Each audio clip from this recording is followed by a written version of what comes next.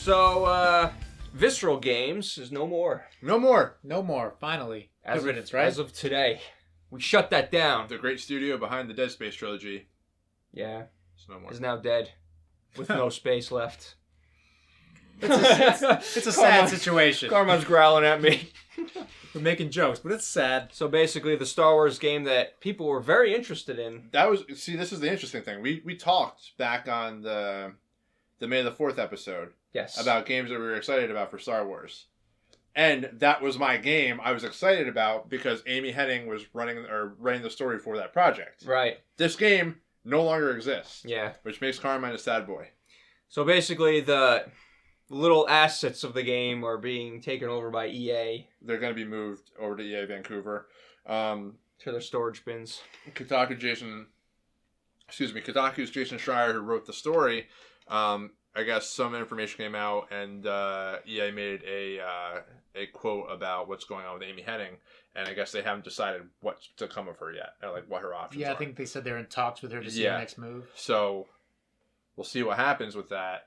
But with what they're saying about this, what Kotaku's article is stating is that this is more, they're trying to move it more towards a service-based model potentially than an actual single-player campaign. Right. Only mode. So no like more KOTOR experience. We're just getting the Well, hey. I think I mean that's the thing, and that could just be what EA wants. Yeah, I mean, I think that's the way they're moving towards. Yeah, I think a lot of their games are going to do that now just because of how much money it makes. Yeah. The microtransactions, it's a game. I think the phrase they use is games as a service. Yeah. And it's what Destiny is. Yeah. And I love Destiny. And what Anthem's going to be. Yeah. And what Division is. And yeah. It's a base game, and that builds on the base game, and it becomes a better game later on.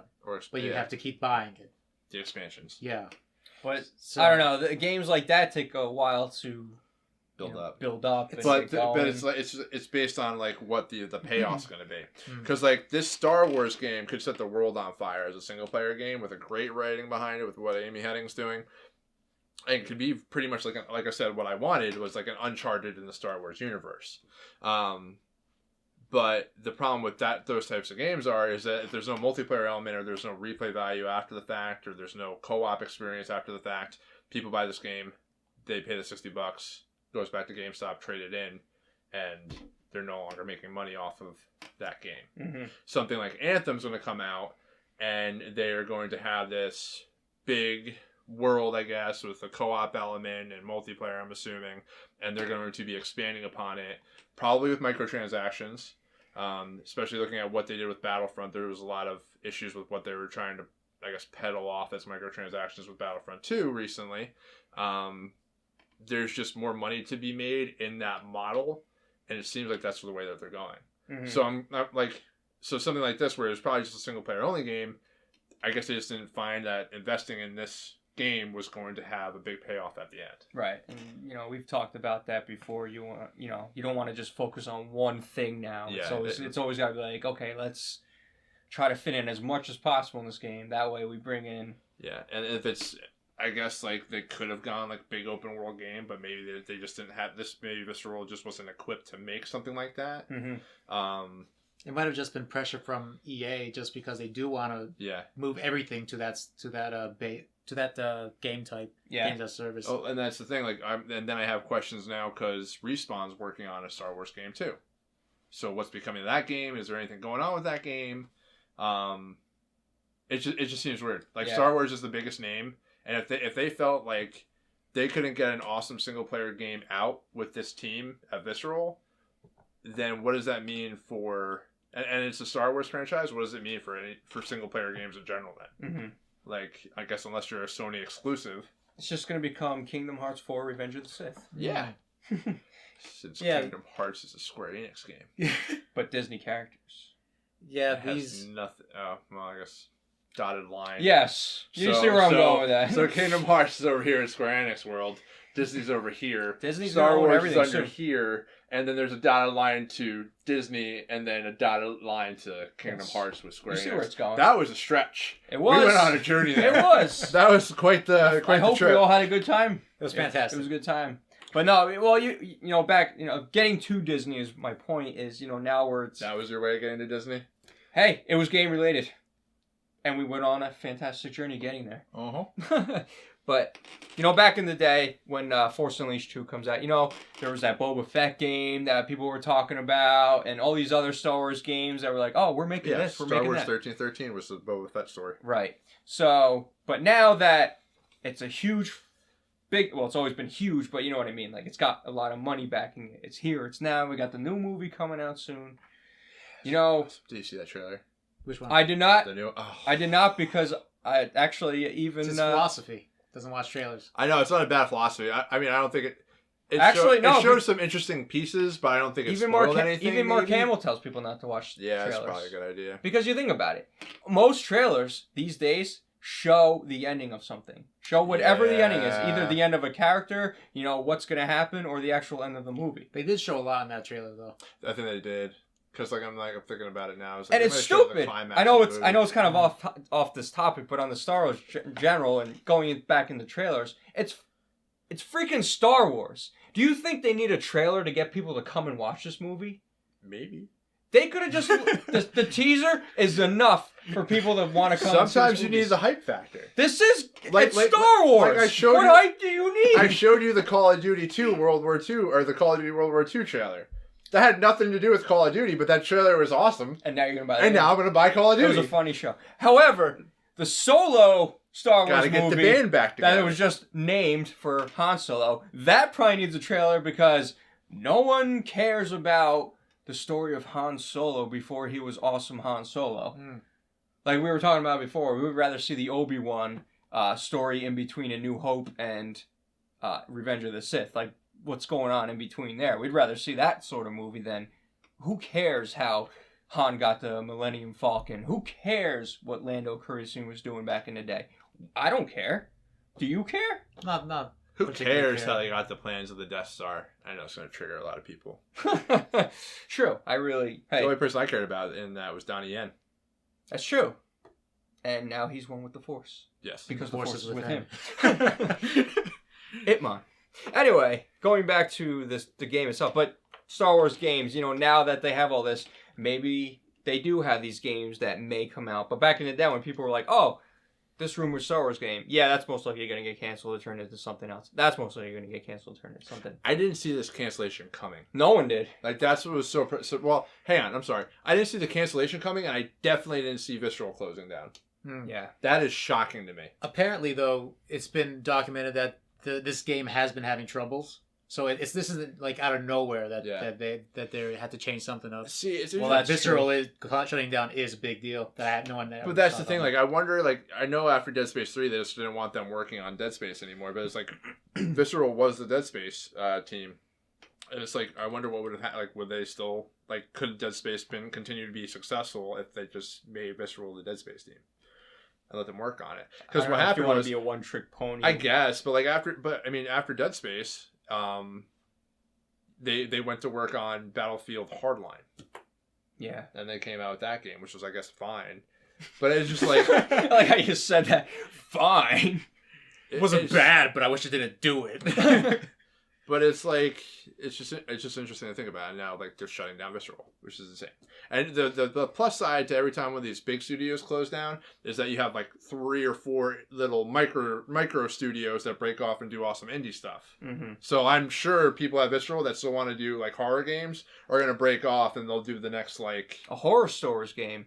What if Darth Maul was stalking you? They're not going to get the license. With a butcher's knife. EA has the sole control of the licensing for video games right now for Star Wars, so they're happy is the short term.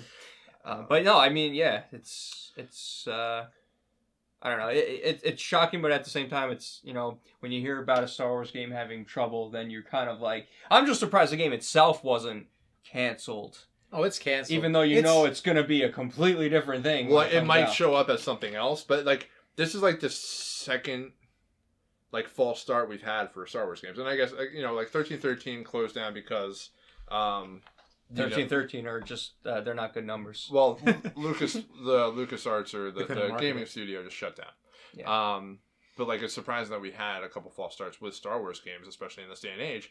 And we were talking about it before that are these games just becoming too big and too expensive to make, and they're just not willing to let things settle out and see what the games are going to become. I wonder if it's getting to a point now where, like, even a big Star Wars license, if it's not panning out by a certain time, they're just going to shut it down and close the studio. Yeah. Because the games are just becoming too expensive. Well, and they have to narrow what their focuses are. It's scary, too, because you're talking about, Amy Hennig, what's going to happen to her. But it's like... She'll land on her feet, I'm sure. She's one of the most, renowned writers in video games. But yeah, she was part of that studio. Like, how does that happen? And it comes back to the idea of, like, how much do people actually, like, writers have to do with a game versus the freaking heads of the, like, the business. I'm sure they have some, like, say over what they can put in the story. Of course, like, but, then again, it's like, oh, well, then you have that overshadowing figure that's like, well, that's not paying to what, we think's gonna be, so... We want it open-ended, we want a sequel. Yeah. Well, I mean, they have to go through, all these writers have to go through, like, the powers that be, to be like, hey, what's canon, what's not canon, can we add this character in? That's actually a huge deal. Yeah, because they're trying to keep everything canon right now. I was listening to a story about the guy writing for the Battlefront 2, like that storyline, and he was saying, there's so many, like, side stories that are still in production that are already confirmed that you can't tread on. So you can't, like, if you wanted to explore Chewbacca's Uncle Tom, like, somewhere down the line, you have to make sure that doesn't intervene with anything going on. Like, you don't create a character which then has a giant effect on what the original story was, like, in 3 years from now. Exactly, that we don't even know about, but they know. They know. And, it's just, it's I'm just worried because it's, it's like, how much... creative control are we getting into when, like, stuff like this happens? Yeah. Well, and again, it's a money-making business. And like I said, we keep looking at loot boxes and microtransactions, and this is the year of microtransactions and loot boxes. And stay tuned to our third topic, or final topic, because we're going to close out this podcast with sort of an opinion piece on what we think about what makes a good game these days, and it's sort of on the line of what's happening with games these days. Jonah, you had a thought? Yeah, I was gonna say. Shit, I forgot. I was gonna say something about. It was great though. It was great. Yeah, move on. I'll think about it. Jonah, you tell the best stories. I'm done here, so. Oh, okay. It's all on you. I don't know. Move on to the next topic, I guess. Jonah, that is not. I was gonna say something about this. You can do it. This game. Sound it out. Star Wars Battlefront. Amy Hennig. Boba Fett. Chewbacca. Right. Force Unleashed 3. Oh, man. Why didn't they do that? Well, 2 wasn't very good. Give it to Sony Santa Monica. There you go. The God of War guys. Give Force Unleashed. I still want my free Radical Battlefront 2, so... And we all know what happened there. All right. I was going to talk about how they worded this, actually. They didn't say the game's canceled, but everything's canceled. They're just taking over the assets. Yeah, it's like work that they've done. They're sharing. They don't want to have to rebuild from the ground up. But it's a completely different game. The other game was a story-based, straightforward. Yeah, they're gonna change game. Something else. This is like Destiny. It's gonna be Star Wars Anthem. But Anthem Star Wars. I think something like this was like with Overwatch. It used to be a game called Titan. Yes. And Titan was canceled, and they brought the assets over to Overwatch, made a different game. Yeah, made a completely different game from what they said. And they're just rolling in the dough now. And they said that was canceled. So this is a canceled game. Visceral Star Wars is dead. There's a new Star Wars game using the old assets. Yeah. The Force was not with this one. And this is coming out probably way past 2020. Because the original game was going to come out 2019. See, that's the problem again with news like this now. Everyone's going to be wondering what's going to happen with this game. I'm curious what's going to happen with the Respawn game. I mean, Respawn's not owned by EA, so they can just be like, all right, no, we're canceling the funding for that project and be done with it. And it's going to suck for Respawn. But at the end of the day, like, they could just as easily take that game away. But my assumption is that if Respawn's doing a Star Wars game, it's a multiplayer-esque game. But I don't know where that's going to fall on the feet of Battlefront. Yeah. And Battlefront 2, I played the beta. It was okay. It's more Battlefront 2, and they've done some neat little things as far as, like, when you die, you respawn in. You have to wait for a team of 4 to pretty much spawn in with. So that's interesting. So you're getting reinforcements all at once. Yeah. That Frostbite engine, though. Looks really good. Yeah. Looks really, really good. But I still want my free radical where you're battling on the ground and it's just one giant battle into space. Like there's no like if and or. It's just end. But the the heroes are overpowered. Like I heard Darth Maul. If you're Darth Maul, forget it. Like, but that was the same thing with the. Unless you catch him from behind at a distance and he's focusing on something else, it's the only way you're gonna kill him. It's ridiculous, dude. It's just Maul, man. That's what we used to say when we were playing the original Battlefront 2. Like once you get Maul, man, you're just like. Maul's coming! That's why he's called Maul, man. Darth Maul, he's just there to maul everyone down. But the big thing with like the microtransactions with that game too is that evidently there's different tiers of like what heroes you can get. Oh. So there's like bronze, silver, gold, platinum tiers that I guess had different like abilities or something like that, and they came from the loot packs that you were buying. Are they different heroes or like different? They're the same heroes, but different levels of that hero. It's terrible. I guess it's based. I don't remember. How does that balance though? Well, that's the thing, and that was the big question about everything that was working. And it's just like, and they're just looking at it because you get like a daily pack of whatever. So you would get that. So there's going to we know that there's going to be in-game microtransactions, but seeing the way that worked is very like concerning. Because that kind of knocks on the door to pay to win. Now, I think they came out with a statement to kind of say like, oh, well, we're going to look at it and blah, blah, blah, blah, blah. EA speak. We're looking into it. But anyway. Trust the Force. Just buy the stuff. In this world of loot boxes and multiplayer and service-based game madness, I thought we were going to have one shining light in the Star Wars realm with Amy Hennig's Visceral Game. And that is no more. And I am sad. I'm sad as well. I'm sad for them. What do you think? Let us know down in the comments below.